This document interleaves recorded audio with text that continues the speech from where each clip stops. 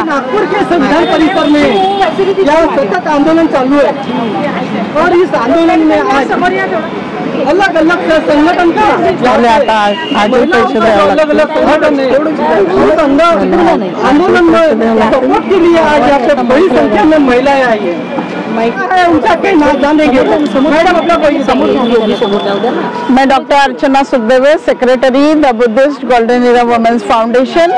और अभी जो हमारा महिला मेळावा हुआ है उसमें की जो रिपब्लिकन ग्रुप की जो लेडीज है वो हम सब एक मिलके यहाँ पे आए हैं। और हम इसलिए आए हैं कि भंते जी यहाँ पे काफी दिनों से बैठे हैं, 1 महीने के लिए। और ये सबको पता होना चाहिए कि महाबोधि आंदोलन जो है, महाबोधि महाविहार, ये मुक्त होना चाहिए। अब ये मुक्त कैसा होना चाहिए वो तो हमारा ही है। फालतू में आके बैठे हैं यहाँ पे। मुक्त का से मुक्त काय को होना चाहिए, हमारा है वो पहले, बाद में इन लोगों ने कब्जा छोड़ना चाहिए। बरोबर है। तो महाबोधि महाविहार मुक्त हो ऐसा हम तो नहीं बोलेंगे, हम बोलेंगे हमारे विहार का कब्जा छोड़ो। और दूसरा जो है दीक्षा भूमी सौंदर्यीकरण, दीक्षा भूमी आमची बापाची जमीन आहे आणि त्या जमिनीवर आमचा हक्क आहे। आम्हाला तिथे दीक्षा भेटली आहे, पण बाकीचे जागा, बाकीचे चौक तुम्ही सौंदर्यीकरण करता, मग दीक्षाभूमीला काम सोडता। तर दीक्षाभूमीचं सौंदर्यीकरण झालेच पाहिजे, झालेच पाहिजे। असं कसं होत नाही, झाल्याशिवाय राहत नाही, असं कसं होत नाही, झाल्याशिवाय राहत नाही।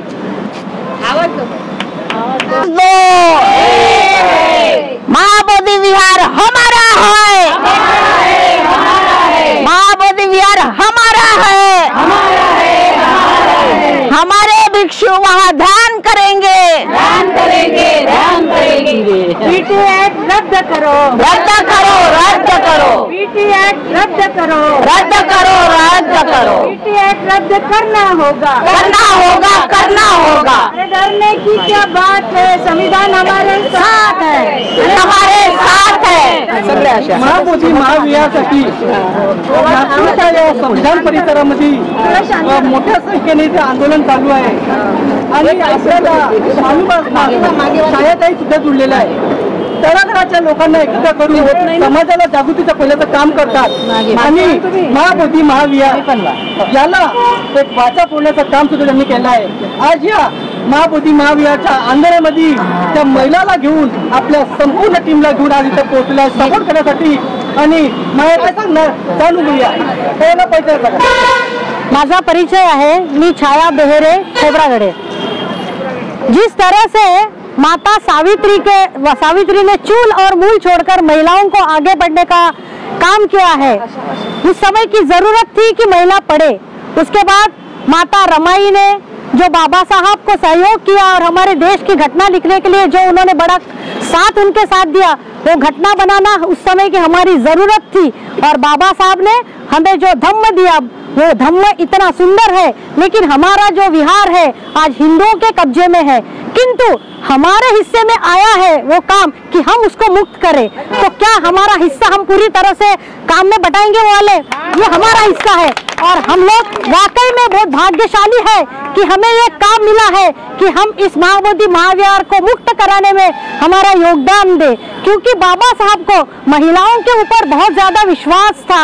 इसलिए मैं भी जानती हूँ कि आज ही हमने आने वाले 5 जुलाई को जो महिला परिषद ली है वो भी हमने पूरी तरह से सफल की है। और वही महिला, रिपब्लिकन महिला और हमारी ये बौद्ध धम्म की चढ़वड़ वाली उपासिका महिला, सब महिला मिलकर महाबोधि विहार को मुक्त कराएंगे। और आने वाले पीढ़ी को हम जरूर बताएंगे कि हम इस योगदान में हमारा काम था, क्योंकि ये महाबोधि महाविहार मुक्त करना बहुत बड़ी बात है। ये सालों से चलते आ रहा है, लेकिन आज महिलाओं ने इसलिए अपना कदम रखा है।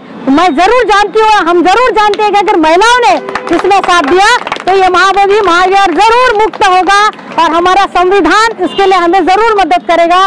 तो एक बार जोर से बोलो जय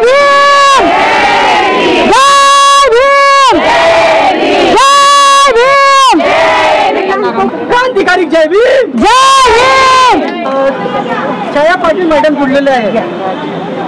वर्षभराचा कार्यक्रम त्यांच्या विहारात सुद्धा चालू झाले आणि आज या महाबोधी महाविहाराच्या मुक्तीसाठी जो आंदोलन चालू आहे त्याला सपोर्ट करण्यासाठी ते पोहोचले आहे.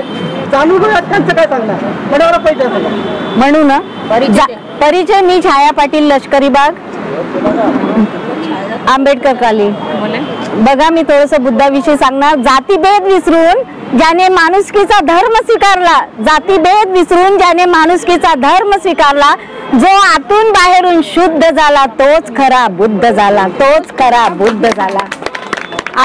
आपल्या बुद्धाने सगळं दुनियेला अष्टांग मार्ग सांगितलाय आणि त्या अष्टांग मार्गाविषयी आपण सर्व चालत आहोत. कारण आपले आणि महाबोधी विहाराविषयी मी म्हणेन आपण ते मुक्तच करू आणि मुक्त झालंच पाहिजे. जर सगळ्या स्त्रिया संघटित होऊन जर मला आम्हा सगळ्यांना सपोर्ट करतील तर हे नक्की होणार आणि महाबोधी विहार हे मुक्त होणार म्हणजे होणार. ज्यांना प्रकाशाचं दान दिलं, किती मानावे उपकार साहेब, तुम्ही देशाला संविधान दिलं, तुम्ही देशाला संविधान दिलं. थँक्यू.